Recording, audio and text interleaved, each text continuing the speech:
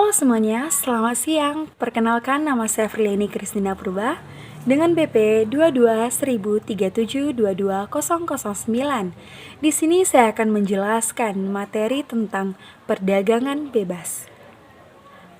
Masuk, kita langsung ke dalam materi pembahasan. Ada 6 poin materi pembahasan kita pada kali ini, yaitu yang pertama, pengertian perdagangan bebas, serta ciri-ciri perdagangan bebas. Poin yang kedua tentang pola kegiatan perekonomian pasar bebas. Poin yang ketiga tentang pengertian keseimbangan sebagian dan keseimbangan umum. Poin yang keempat tentang kebaikan perekonomian pasar bebas. Poin yang kelima, kegagalan ataupun kelemahan perekonomian pasar bebas. Dan poin yang terakhir, bentuk-bentuk campur tangan pemerintah dalam sistem pasar. Kita masuk ke dalam poin yang pertama, yaitu pengertian perdagangan bebas. Perdagangan bebas merupakan suatu kegiatan jual beli produk antar negara tanpa adanya kerumitan aturan atau birokrasi yang mengatur perdagangan bebas itu di dalam suatu negara. Sehingga suatu negara, perusahaan, atau perorangan sekalipun dapat menjual produk yang diciptakannya ke luar negeri. Kita masuk ke dalam ciri-ciri perdagangan bebas. Ada 3 poin ciri-ciri perdagangan bebas. Yang pertama ada perdagangan barang tanpa pajak. Adalah jual beli tersebut dilakukan tanpa dikenai pajak pada pemerintah. Yang kedua ada perdagangan layanan tanpa pajak. Adalah tidak adanya ketentuan pajak yang khusus yang dikenakan para produsen, juga tidak adanya pembatasan oleh perdagangan yang lain.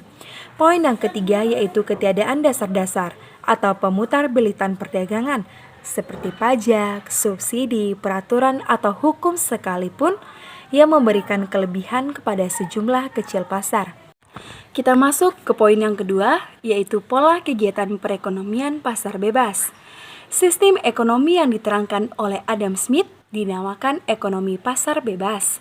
Dalam sistem ekonomi ini, kegiatan-kegiatan dalam perekonomian sepenuhnya diatur oleh mekanisme pasar yang invisible hand. Invisible hand disebut dengan tangan gaib, merupakan istilah yang diungkapkan oleh Adam Smith.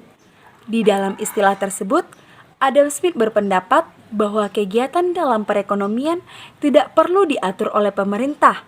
Dan apabila setiap individu dalam masyarakat diberikan kebebasan untuk melakukan kegiatan ekonomi yang mereka inginkan, maka akan mewujudkan perekonomian yang teguh.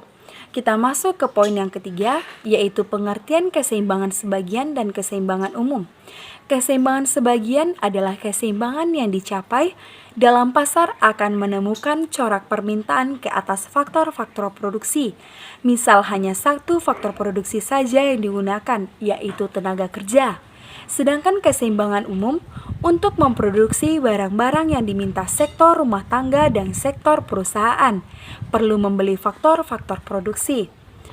Kita masuk ke poin yang keempat, yaitu kebaikan perekonomian pasar bebas. Ada 3 poin kebaikan perekonomian pasar bebas. Yang pertama yaitu faktor produksi yang digunakan dengan efisien. Yang kedua yaitu kegiatan ekonomi dalam pasaran diatur dan diselaraskan dengan efisien. Yang ketiga, kebebasan pelaku ekonomi memilih bidangnya. Kita masuk poin yang kelima, yaitu kegagalan atau kelemahan perekonomian pasar bebas. Ada 4 poin. Yang pertama, poin pertama, akibat ekstern atau eksternalitas yang merugikan. Yang kedua yaitu kekurangan barang publik dan barang merit. Yang ketiga, mewujudkan kekuasaan monopoli dalam pasar. Yang keempat, kegagalan membuat penyesuaian dengan efisien. Kita masuk materi yang keenam, bentuk-bentuk campur tangan pemerintah dalam sistem pasar. Ada 4 poin. Pertama, mengawasi agar kegiatan ekonomi yang merugikan dapat dihindari atau akibat buruknya dapat dikurangi. Yang kedua, menyediakan barang publik yang cukup sehingga masyarakat dapat memperoleh barang tersebut dengan mudah dan dengan biaya yang murah juga. Yang ketiga, mengawasi kegiatan-kegiatan perusahaan, terutama perusahaan besar yang dapat mempengaruhi pasar, agar tidak terjadinya kekuasaan monopoli. Yang keempat, menjamin agar kegiatan-kegiatan ekonomi yang dilakukan tidak menimbulkan penindasan dan ketidaksetaraan di dalam masyarakat. Itulah materi tentang perdagangan bebas yang dapat saya jelaskan. Mohon maaf semisalnya masih ada yang kurang jelas. Sekian, terima kasih.